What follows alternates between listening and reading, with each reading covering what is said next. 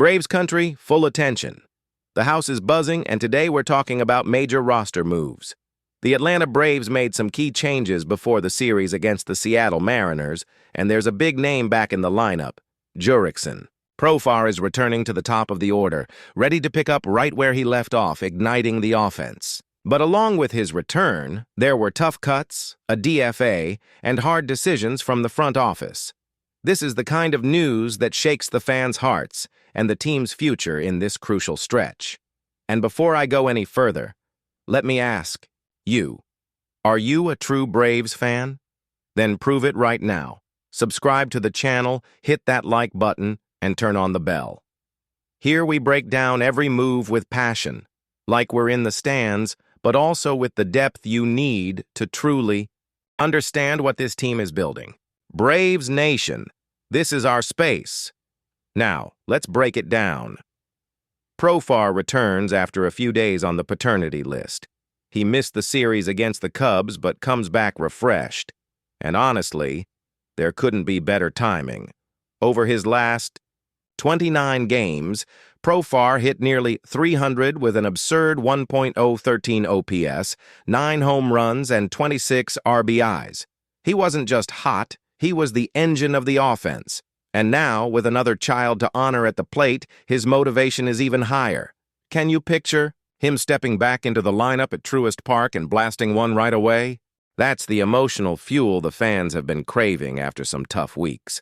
But it wasn't just arrivals. There were departures, too. Luke Williams was designated for assignment, closing a chapter. He gave fans a brief smile pitching in. That blowout against the Phillies. But let's be real. At the plate, he never clicked. A 133 average and a 382 OPS just don't cut it. In a roster that needs real depth, it was hard to keep him.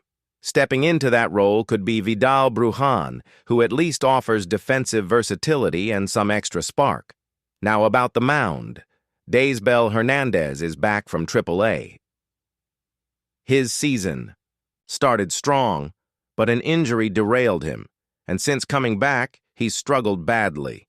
A 6.14 ERA over his last 9 outings. Not the kind of numbers that build confidence, but this bullpen needs arms, and Hernandez has a shot to show. He still belongs. The last month of the season is his trial by fire. Either he proves he deserves an October roster spot, or he fades out, and then came the toughest cut. Cal Quantrill released. His stint in Atlanta was short and rough. 2 starts, an ERA of 13.50. Across 8 innings. The truth is, it just didn't work. And with Chris Sale back in the rotation, Quantrill instantly became expendable. It's been a pattern in this stretch. Eric Fedda, Carlos Carrasco, now Quantrill, all quick trials, none sticking. The front office's message is clear. There's no time to hold on to guys who don't deliver. Now here's what's fascinating. The Braves enter this Mariners series with a mix of hope and pressure. Profar's hot bat, Chris Sale trying to anchor the rotation, Strider still chasing his 2023 form, and a bullpen under the microscope. On the other side, Seattle has Cal Raleigh, the record-breaking catcher who's been slumping hard in the second half. That's a massive opening for Atlanta. If they can keep Raleigh stuck in his funk and attack Seattle's pitchers on the road, this series could be the springboard for a turnaround. And this isn't just about stats. It's about narrative. Profar's return could symbolize exactly what this team and fan base needed. The Braves have to prove there's still fight, still spark, even after weeks of frustration. And what gives me hope is that when this offense heats up at home, the numbers climb, and the team looks completely different. My fans' opinion? I see this as a crossroads. If Profar stays hot and Sale holds steady, Atlanta has every chance to flip the script and surge again. But the front office has made it clear 2025 isn't a year of patience, it's a year of accountability. Perform and stay, fail and go. And honestly, I love that attitude. You can't play around when October is the goal. Now I want to hear from you. Braves fans, what do you think of these moves? Can Profar be the offensive leader we need?